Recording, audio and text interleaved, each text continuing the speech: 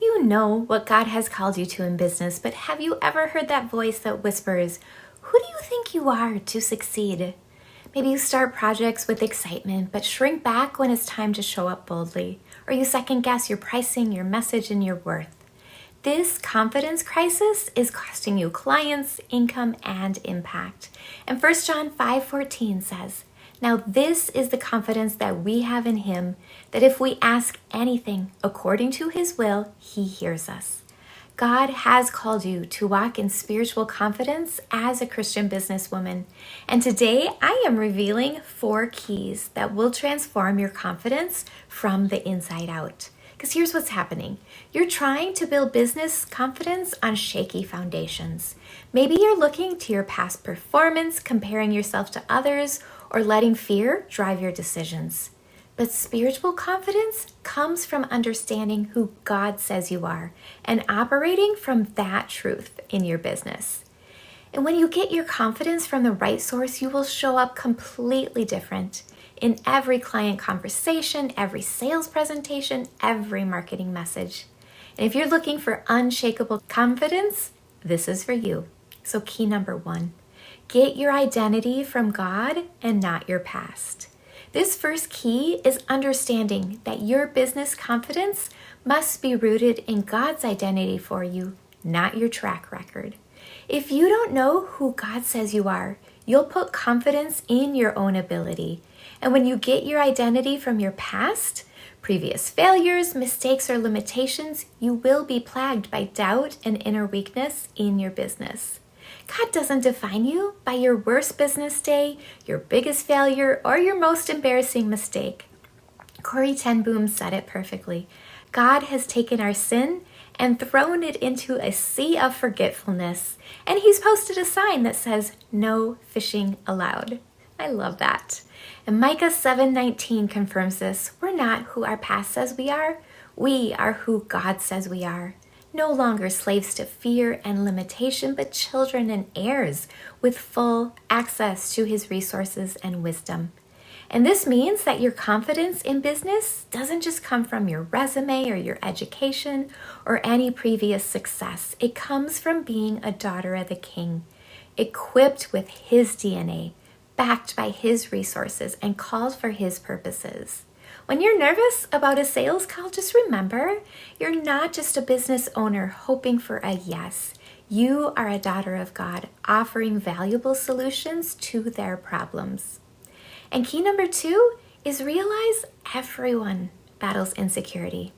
This second key is understanding that every single successful person battles some level of insecurity, including the ones that you admire the most. Have you noticed that God doesn't hide the insecurities of those he used in the Bible? He doesn't just show us the highlight reel. David, he feared for his life, and Moses felt inadequate to speak. Gideon hid in a winepress, and Peter denied Jesus 3 times. Yet these same people accomplished extraordinary things for God's kingdom. So how encouraging is it to know that you are not alone? Even though you may feel like you're the only one dealing with business insecurity, the enemy uses comparison to shift your focus to what you lack. You see another entrepreneur's success and you're like, "Oh, I could never do that," or "I'm not as talented as she is." But imagine how differently your outlook would be if you took those comparison moments as a challenge to discover and declare who actually you are in Christ. And instead of thinking, "I'm not as good at her," you could think, "Well, God has equipped me uniquely for my assignment." Because that successful businesswoman that you admire, she has had moments of doubt too. The difference is that she's learned to push through insecurity rather than let it stop her, and you can do the same. Your insecurities don't disqualify you from business success. They just prove that you're human. And God specializes in using insecure people to do pretty darn amazing things. Key number 3 is just understand that perfect love casts out all fear. The third key comes from 1 John 4:18. God's love is the antidote to fear, and business insecurity. And this works in two ways. So first, as you experience God's love in your own life, you naturally become more confident. When you know that you're deeply loved, regardless of your business performance, you can take risks without fear of rejection. And second, as you focus on wholeheartedly loving and meeting the needs of those around you, you're going to be less prone to shrink back in introspection, comparison, shame, and self-criticism. Because this is how it plays out in business. When you are focused on how you can serve your clients rather than how you might be judged, confidence flows naturally. When you're thinking about the transformation that you can bring, rather than your own inadequacies, then fear diminishes. And perfect love helps you grow in self-awareness and step into a lifestyle that's marked by confidence and intentionality that adds value to every business relationship. So instead of asking, what if they reject me? Ask, well, how can I love them well through my communication today? Instead of thinking, what if I'm not good enough? Think, how can I meet their deepest needs or seek out how I can pray for them? Love-focused confidence is unshakable because it's not about you, it's about them. And key number 4 is to deal with legitimate guilt in your life. This fourth key addresses something that many Christian businesswomen struggle with, and that's unresolved guilt. This will absolutely undermine our confidence. And as people who love God and want to please Him so much, it's important that we recognize that many lack confidence because they haven't dealt with underlying sin or learned to tune out the enemy's accusations about things that Jesus has already covered. Do you sometimes need to walk out consequences of poor choices? Yes. Or address bad fruit that you've allowed to develop? Yep. Repent and seek forgiveness? For sure. Does that mean that you need to isolate yourself out of guilt and shame? No way. Because here's what's happening in business. Unresolved guilt makes you feel unworthy of success. You will sabotage opportunities because deep down you don't feel like you deserve them.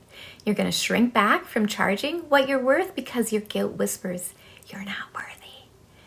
As you meditate on and declare the truth of your forgiveness and new identity in Christ, you will defeat the great enemies of guilt and condemnation. If there's legitimate sin to address it quickly. If it's just the enemy's accusations about things that are already covered by the blood of Jesus, silence those lies with truth. Because you cannot build lasting business confidence on a foundation of unresolved guilt. Clean the slate, receive God's forgiveness, and move forward in freedom. These 4 keys will help you walk in business confidence like never before when your identity comes from God, when you realize that literally everyone on the planet battles insecurity, when you operate from love instead of fear, and when guilt is resolved, you become unstoppable. This isn't arrogance, it's actual biblical confidence rooted in who God says we are and what He's called you to do. So let's pray. Heavenly Father, we thank you that you have called us to walk in spiritual confidence. We confess that we've sometimes gotten our identity from our past instead of your truth about us. Lord, help us to remember that we're not defined by our worst days, our biggest failures, or our past mistakes. We are your daughters, equipped with your DNA, backed by your resources. And we recognize that everyone battles insecurity, and we are not alone in this struggle. Help us focus on loving and serving others well, rather than shrinking back in fear and comparison. We receive your perfect love that casts out all fear. Let us operate from love rather than insecurity in every business decision. Help us deal with any legitimate guilt and silence the enemy's accusations about things that you've already forgiven. Lord, give us holy confidence to show up boldly in our businesses, knowing we're exactly who you created us to be for this moment. In Jesus' holy and mighty name we pray. Amen. So the confidence audit, here's your challenge for the week. Do a confidence audit using these 4 areas, the ones we talked about today. So number 1, write down, doing an identity check. Write down 3 truths about who God says you are. Replace any identity statements based on past performance with biblical truth. Insecurity check. Identify one area where you've been comparing yourself to others. Choose to see it as a challenge to discover your unique calling instead. Here's your love focus. In your next business interaction, focus entirely on how you can serve them rather than how you might be judged. And number 4, clearing the guilt. If there is any unresolved guilt affecting your business confidence, address it this week through repentance, forgiveness, and declaring God's truth over the enemy's lies. So write down your insights and commit to operating from this spiritual confidence rather than human insecurity. If you are ready to join other Christian businesswomen who are building businesses from a place of spiritual confidence, I want to invite you into the Mindset and Marketing with God community. We are supporting each other in boldly walking out our callings. The link is in the description. God bless you. Bye.